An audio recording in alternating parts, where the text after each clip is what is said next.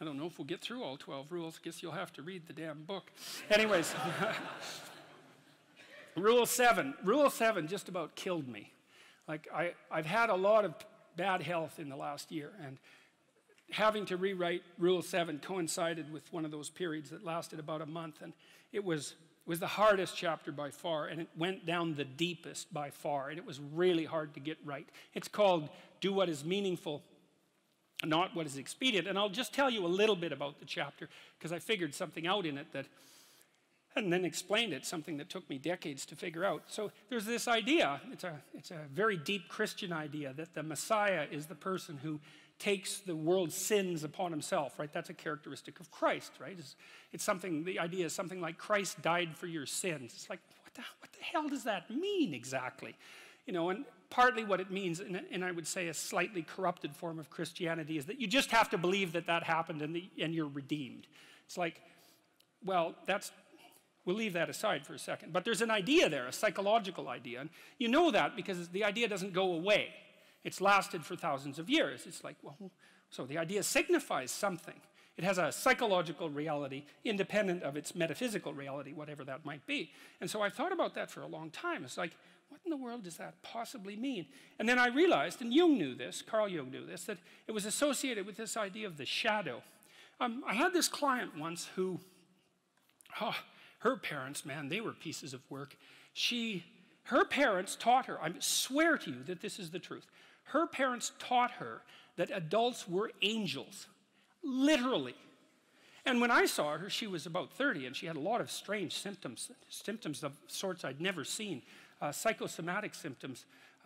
She had kind of like quasi-epileptic seizures at night, but she stayed conscious during them. It was very difficult to understand it, and I won't walk through it. But her parents told her that adults were angels, and she was like 28. And she had a university degree, and I said, well, didn't you ever wonder about that?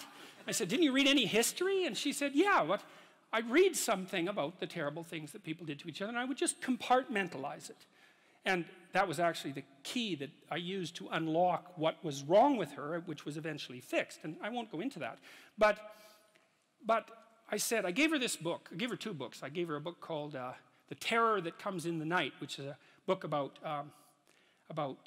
sleep paralysis and nightmares, because I thought that was what might have been bothering her. It turned out that wasn't it. Then I gave her this other book called Ordinary Men. And it's a great book. It's a terrible book, a terrible, dark book, about this police battalion that was moved into Poland during World War II after the Nazis had marched through. And it was all made of middle-aged guys who weren't like victims of Nazi totalitarian propaganda when they were kids. They were just, you know, bourgeois, middle-class guys, kind of like all of us, let's say. And they went to police Poland, and they were going to have to do some terrible things, essentially. But their commander told them quite forthrightly that if being involved in wartime policing was too hard on them, if they felt that it ethically violated them or psychologically violated, that they could just go back to policing in Germany. And very few of them did, partly because they didn't want to abandon their comrades, let's say. They didn't want them to have to do the dirty work, you know.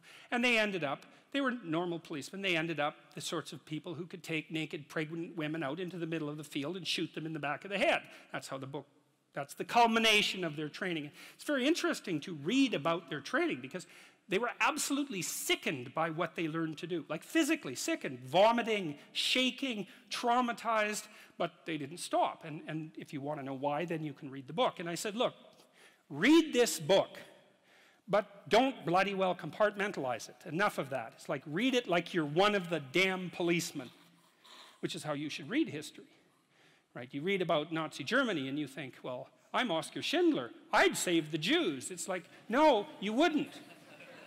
Right, you wouldn't, because people didn't. And the probability is very high that you wouldn't. And all you have to do is think it through. You know, Anne Frank, it's like, you're really going to put your family at risk to hide a group of another family in your attic for like multiple years while there's Nazis parading the street and where if you get exposed, you all die. You're going to do that, are you? It's like very unlikely. And no wonder, it's not surprising that it's unlikely, but you don't want to be inflating yourself with with fictional heroism without actually knowing the facts on the ground. So I told her to read it and to understand that the policemen were her. And that's the thing to understand. Well, the idea that the Savior is the person who takes the world's sins upon himself is exactly that. It's exactly the same idea. It's like the way that there stops being Nazis is for you to know that the Nazis were you and for you to decide not to do that again. But you have to know. You see, this is the thing that people won't do. You have to understand that you could not only do what the Nazi camp guards did in Auschwitz, but that you could actually enjoy it. And then you have to decide that you're not going to do that anymore. And that's not an easy thing to figure out. Well, and that's what that chapter's about. So that's a rough chapter, man. That's a rough chapter. And that's only a bit of what it's about. You know, there's a lot in there. And that's, anyways, that's what that's about. Chapter 10, chapter 9. Let's see, I better look. I'm getting a little tired here. Oh yes, chapter 9 is assume that the person you are listening to might know something you don't. This is a chapter about conversation and about the different forms conversation takes. And it's a chapter about humility. And it's a chapter about listening. And the humility element is, it took me a long time to understand why there's religious injunctions supporting humility. To even understand what the word really meant in that sort of technical sense. And it means something like this. It means what you don't know is more important than what you know. And that's a lovely thing to, then what you don't know can start to be your friend, you see. People are very defensive about what they know, and for the reasons we've already discussed. But the thing is, you don't know enough. And you can tell you don't know enough because your life is not what it could be, and neither is the life of the people around you. You just don't know enough. And so, what that means is that every time you encounter some evidence that you're ignorant, someone points it out, you should be happy about that because you think, oh, you just told me how I'm wrong. It's like, great. Like maybe I had to sift through a lot of nonsense to get through the real message that you're telling me. But if you could actually tell me some way that I'm wrong and then maybe give me a hint about how to not be wrong like that, well, then I wouldn't have to be wrong like that anymore. That would be a good thing. And you can embark on that adventure by listening to people. And if you listen to people, they'll tell you amazing things if you listen to them. And many of those things are little tools that you can put in your toolkit, like Batman, and then you can go out into the world and use those tools, and you don't have to fall blindly into a pit quite as often. And so the humility element is, well, do you want to be right, or do you want to be learning? And it's deeper than that. It's, do you want to be the tyrannical king who's already got everything figured out? Or do you want to be the continually transforming hero, or fool for that matter, who's getting better all the time? And that's actually a choice, you know. It's a deep choice. And it's better to be the self-transforming fool who's humble enough to make friends with what he or she doesn't know and to listen when people talk. And listening is a transformative exercise. Like if you listen to the people in your life, for example, if you actually listen to them, they'll tell you what's wrong with them and how to fix it and what they want. They can't even help it if you start listening, because people are so shocked if you actually listen to them that they tell you all sorts of things that they might not have even intended to, things they don't even know. And then you can work with that. And so, and the other thing that's so interesting, you know, now and then you have a meaningful conversation, right? You have a good conversation with someone, you walk away and you think, geez, you know, we really connected, and I know more than I did when I came away from that conversation. And during the conversation, you're really engrossed in it. And that feeling of being engrossed is a feeling of meaning. And the feeling of meaning is engendered because you're having a transformative conversation. So your brain produces that feeling of meaning for you. It says, oh yeah, this is exactly where you should be right here and now. It's the right place and time for you. And that's a great place to occupy. And so a good conversation where people are listening has exactly that nature. And the reason it has that nature is because it is in fact transformative. It's one of the truisms of clinical psychology. Like if you're a clinical psychologist, a huge part of what you do is just listen to people. It's like, you know, they come in, they're unhappy. and they'd rather not be, something like that. You say, well, why do you think you might be unhappy?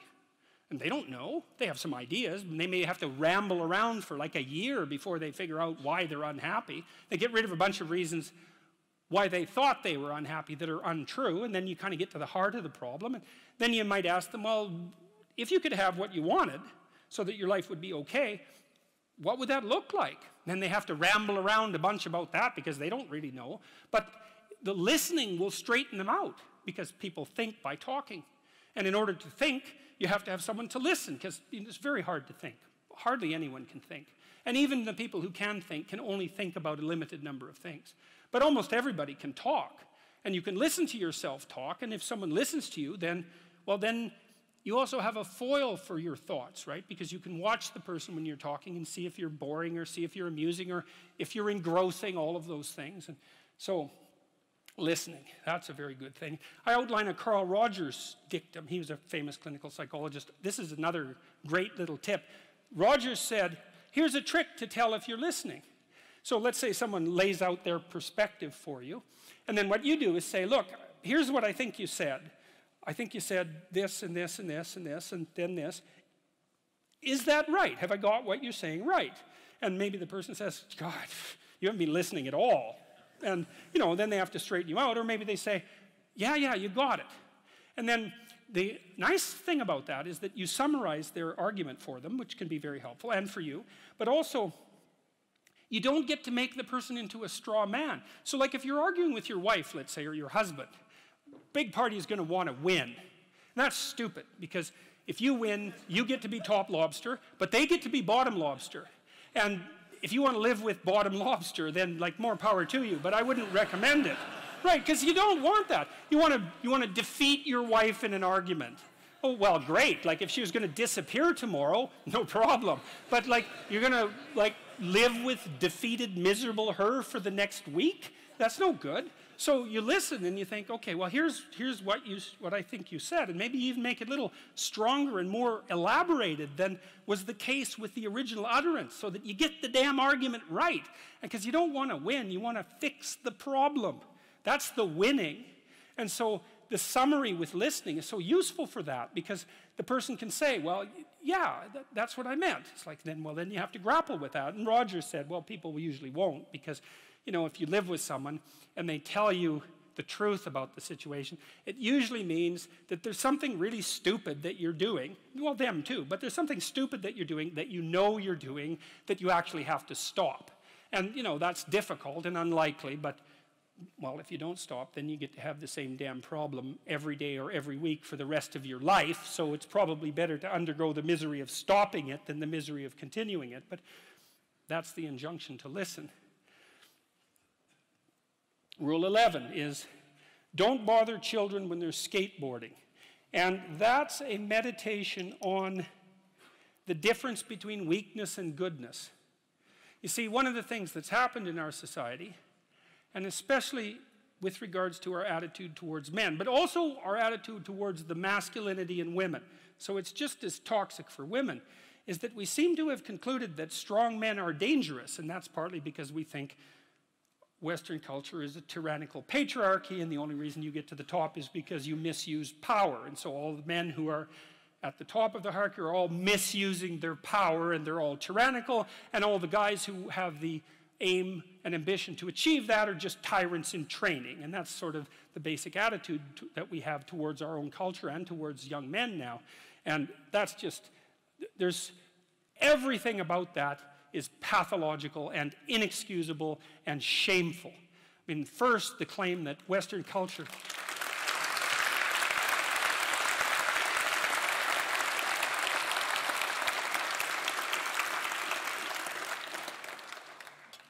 The idea that Western culture is primarily a patriarchal tyranny is like... Well, first of all, it's historically ignorant beyond belief. Because compared to what exactly? Like, how many civilized countries are there in the world? 3 dozen? The rest of them are run by brutal thugs. Right? And it isn't just thugs at the top, man, because that isn't how it works. In a country that's corrupt, the corruption is spread through the entire country. So, and we're not like that. And that's that. I mean, Western culture is fundamentally honest, and I can give you an example of that because people don't like that idea. eBay proved that. Because here it did. It was a very interesting thing because when eBay first popped up, like the cynic would say, eBay's not going to work because I don't know you. You live on the other side of the country. You're going to send me junk, and I'm going to send you a check that bounces. And that'll be the end of eBay, right? Right, that's what a cynic would say. And then what happened was that brokers popped up, and they said, well, look, we'll guarantee the exchange, right? For a fee, 10%, we'll make sure that you don't send junk, and we'll make sure your check doesn't bounce. And what happened was the brokers couldn't find enough business. And the reason for that was all the transactions were honest. All of them. You know, it's like if you were on eBay and you have a reputation of less than 99%, there's actually something wrong with you. You know, okay, 98%. But really, it's that tight. And so the default position was, you're offering this, I'll buy it, we'll make the exchange fairly. And what happened was a bunch of capital that was frozen, technically speaking, junk that people had that other people could need, got freed up, and eBay freed up a tremendous amount of money for people. And it was all a consequence of default honesty. And we also know that one of the best predictors of success in Western world is conscientiousness. And conscientious people are honest and have integrity and are dutiful and do what they say they'll do. And that's a really good predictor of long-term life success, especially as a manager and administrator, something like that. So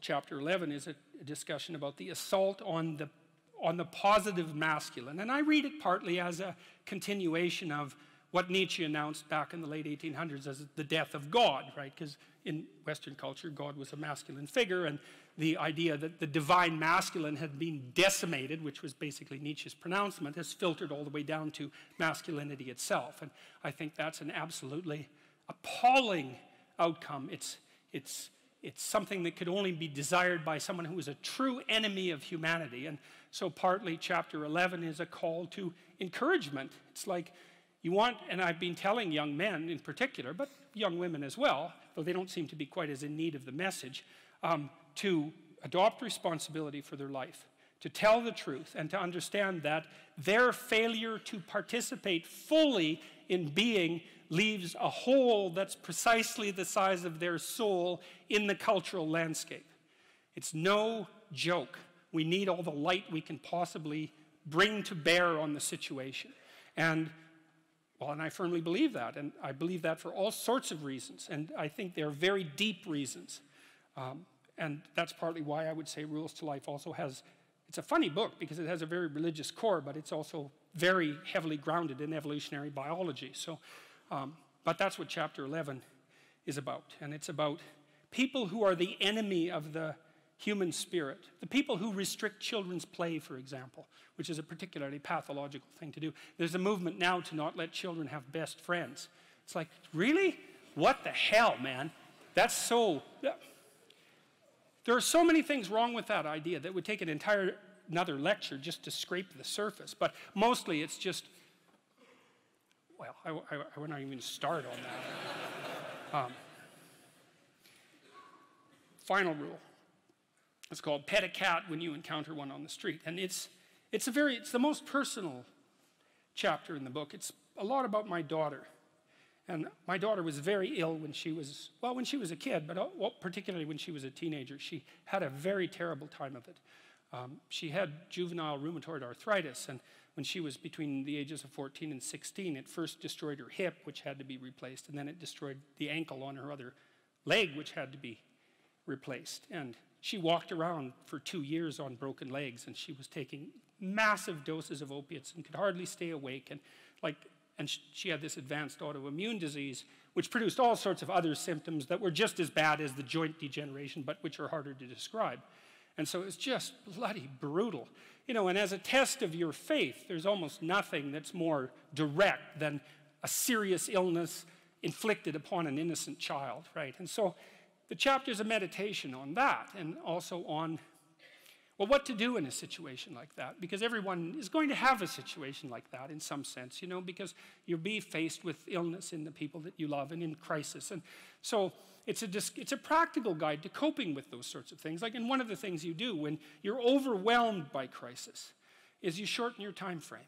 You know, it's like you can't think about next month. Maybe you can't even bloody well think about next week, or maybe not even tomorrow. You know, because now is just so overwhelming that that's all there is. It's like, and that's what you do. You cut your time frame back until you can cope with it. And if it's not the next week that you see how to get through, then it's the next day. And if it's not the next day, then it's the next hour. And if it's not the next hour, then it's the next minute. And you know, people are very, very, very, very tough. And it turns out that if you face things that you can put up with a lot more than you think you can put up with, and you can do it without becoming corrupted. And she did recover quite fully, and much as a consequence of her own machinations, because she figured out what was wrong with her and then took the necessary steps to fix it, which is nothing short of a bloody miracle as far as I'm concerned. And anyways, part of the cat bit is, I actually start by talking about our dog, who actually died about a year ago, but he's still alive in the book. I let people know, because dog lovers love dogs, and if you love cats, then they think you don't like dogs, and then they think they don't like you. So I also point out at the beginning of the chapter that, you know, if you want to pet a dog on the street, that's okay too, so you don't have to get up in arms about it. But the idea is that, you know, you have to be alert when you're suffering. You have to be alert to the beauty in life, the unexpected beauty in life. And that's kind of what I was trying to get across with the idea of the cat. There's this cat that lives across the street from us called Ginger, and Ginger's a Siamese cat. And cats really aren't domesticated, technically speaking. They're still wild animals, but they kind of like people. God only knows why, but they do, you know. And so Ginger will come wandering over, and our dog looks at her, but they're friends, and she rolls over on his back, and Seiko used to, you know, nose her a bit. And then she'd kind of mosey over and let you pet her if she was feeling like it that day. And, you know, you have to look for that little bit of sparkling crystal in the darkness when things are bad. You have to look and see where things are still beautiful and where there's still something that's sustaining. And, you know, you narrow your time frame and you be grateful for what you have, and that can get you through some very dark times. And maybe even successfully if you're lucky. But even if unsuccessfully, then maybe it's only tragic and not absolute hell. And you can do that, you know, in the worst situation. You can make it only tragic and not hell. And there's a big gap between tragedy and hell. You know, there's nothing worse at a deathbed than to see the people there fighting. The death is bad enough, but you can take that, as terrible as it is, and make it into something that's absolutely unbearable. And maybe I think, and this is sort of what I closed the book with, is this idea is that if we didn't all attempt to make terrible things even worse than they are, then maybe we could tolerate the terrible things that we have to put up with in order to exist. And maybe we could make the world into a better place, you know? And it's what we should be doing and what we could be doing, because we don't have anything better to do. And that's what the book is about. And that's the end of 12 Rules for Life. Thank you.